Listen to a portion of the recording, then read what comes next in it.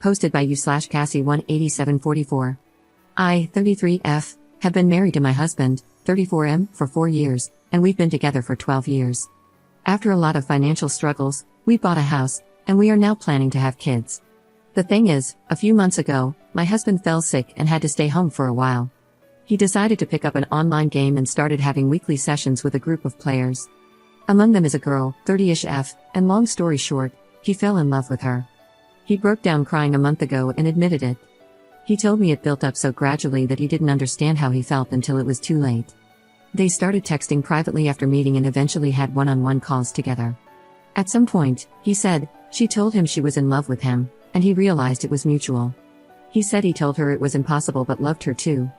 They tried to be just friends, but they couldn't resist and continued to show affection for each other but also ventured into dirty texting. She asked if she could meet him face to face, but he refused. So he told me all of this, apologized over and over again, and told me he couldn't control himself. While he loved us both, he said he would choose me no matter what. I was still very upset and slept at a friend's that night to gather my thoughts. I decided to forgive him because he clearly felt guilty and wanted to work it out.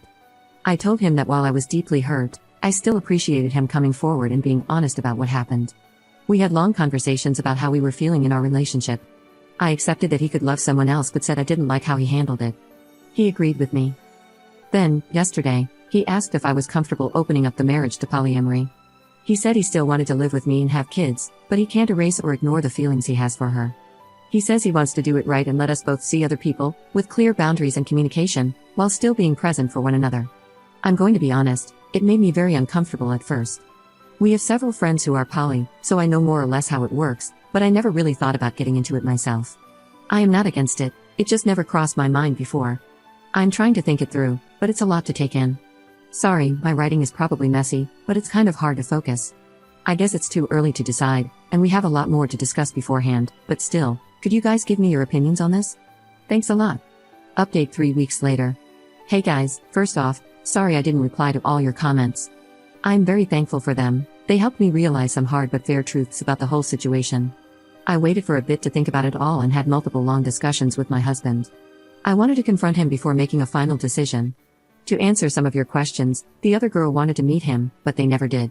Partly because my husband refused, but honestly, mostly because she lives too far from here. I still got checked for STDs, though, and I'm clean. As for our polyamory friends, they were apparently the ones who suggested he go down the polyamory road. I stopped talking to them for now, I'll deal with the bigger problem first. I told him his actions hurt me deeply and that while I appreciated him admitting his affair, it was still infidelity. I told him what you guys said, that turning it into polyamory was merely greenlighting the affair after the fact, and that polyamory should be built on mutual trust and communication, which he had already broken. I also told him I didn't feel respected. It destroyed him, and he said he already knew deep down but didn't want to admit it, neither to me nor to himself. We both screamed and cried a lot. He finally admitted he wanted to open the marriage for selfish reasons. He is very sorry.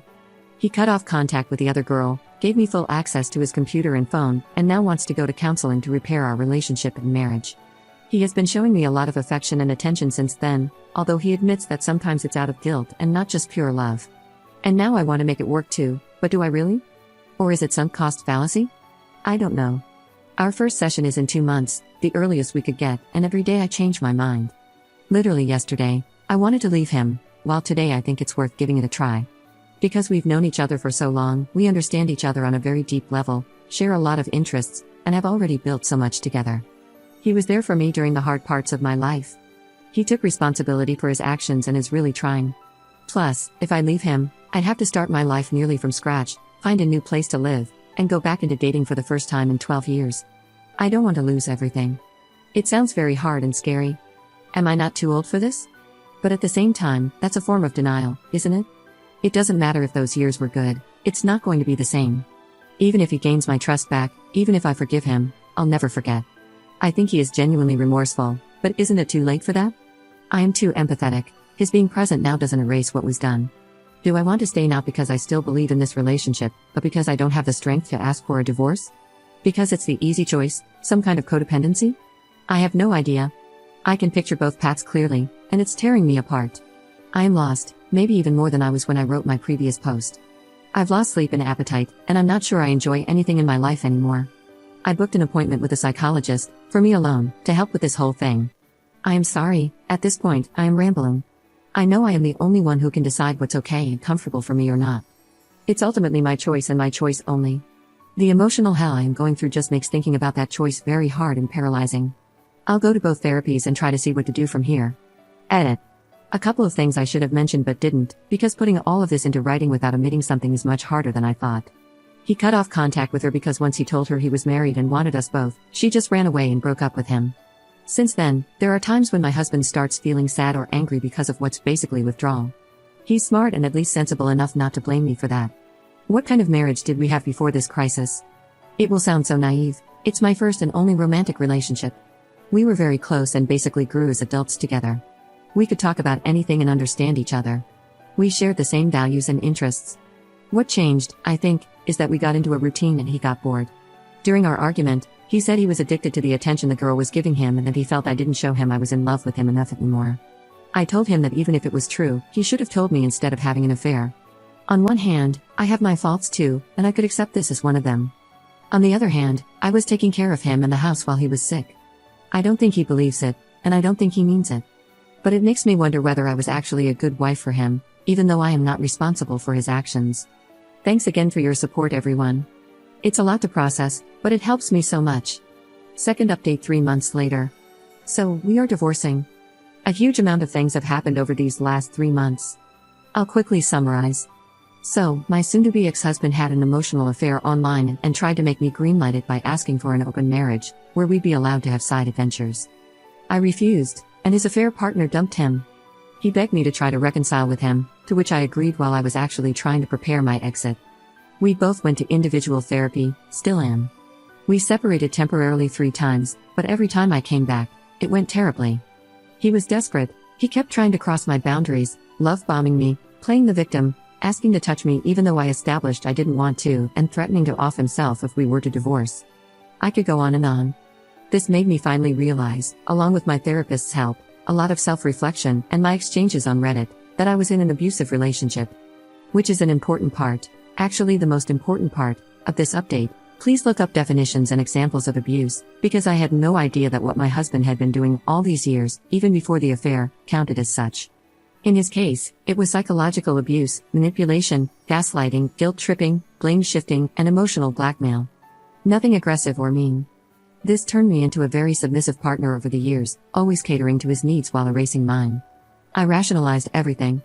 It happened subtly and gradually, and I was too naive to see it for what it was.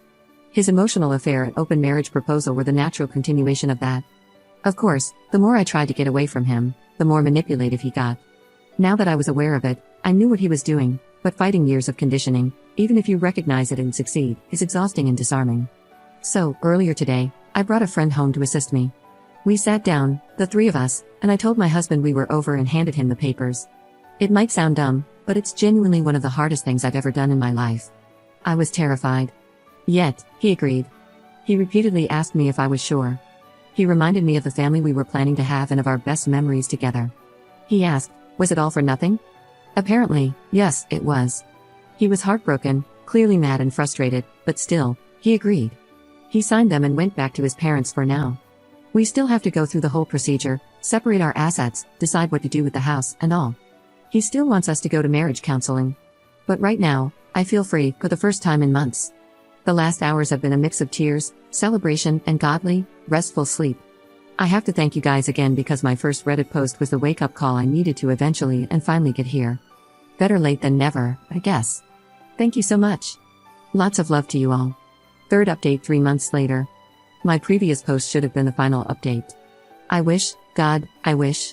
But no, of course not. Of course, it got worse, again. After my soon-to-be ex-husband signed the divorce papers, we went no contact, or at least, I tried to. He still sent me text messages, voice messages, and tried to call me multiple times. He even sent me a long letter full of statements such as, I'm concerned that your mental health is deteriorating. I believe you need antidepressants to help you feel like yourself again, or, your trauma is understandable, but it probably makes you want to punish me by making irrational decisions, like divorce, or I am afraid you are surrounding yourself with questionable influences that have bad agendas. Please let me help you see it through. He claimed that the crisis was just as hard for him as it was for me. People told me he was escalating and that I should protect myself. I should have listened immediately, but I didn't react soon enough. Then he came to our street. He arrived uninvited and pleaded with me to give him a second chance.